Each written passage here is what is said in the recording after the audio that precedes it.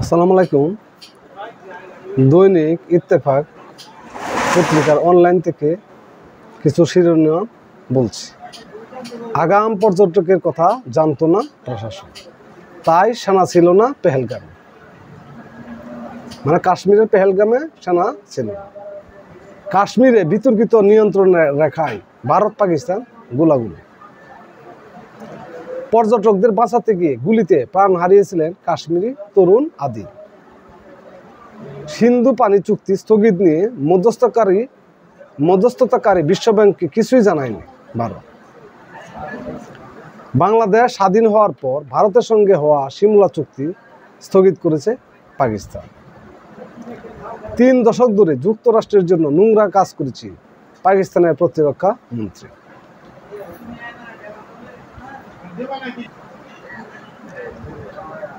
সশস্ত্র বাহিনী সম্পূর্ণ প্রস্তুত, চূড়ান্ত জবাব দেওয়া হবে পাকিস্তানের উপপ্রধানমন্ত্রী।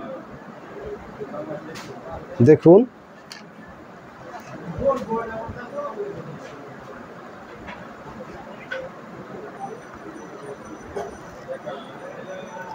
পাকিস্তানের উপপ্রধানমন্ত্রী ও পররাষ্ট্রমন্ত্রী ইসাক দার দেশটির পার্লামেন্টে বলেছেন, পাকিস্তানের সশস্ত্র বাহিনী সম্পূর্ণ প্রস্তুত, যে কোনো শত্রুতামূলক কর্মকাণ্ডের প্রতিক্রিয়ায় চূড়ান্ত জবাব দেওয়া হবে।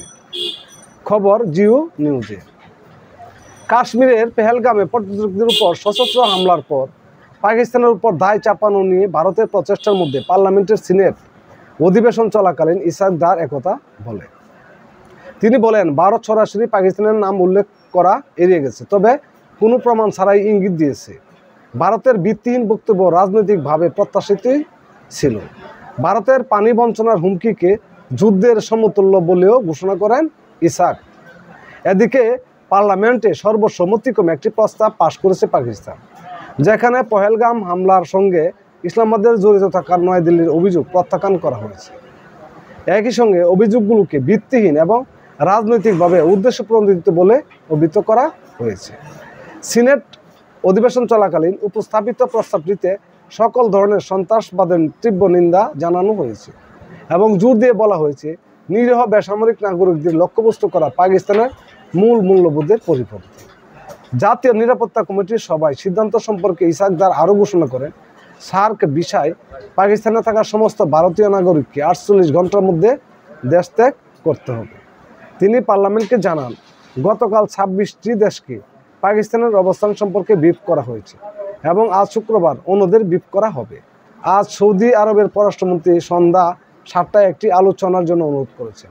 অপরদিকে অধিবেশন চলাকালীন সিনেটের বিরোধী দলীয় নেতা শিবলি ফরাজ পাকিস্তানকে অসম্মান করার জন্য ভারতের অব্যাহত প্রচেষ্টার সমালোচনা করেন এবং জোর দিয়ে বলেন, এই ধরনের প্রচেষ্টা ব্যর্থ হয়েছে।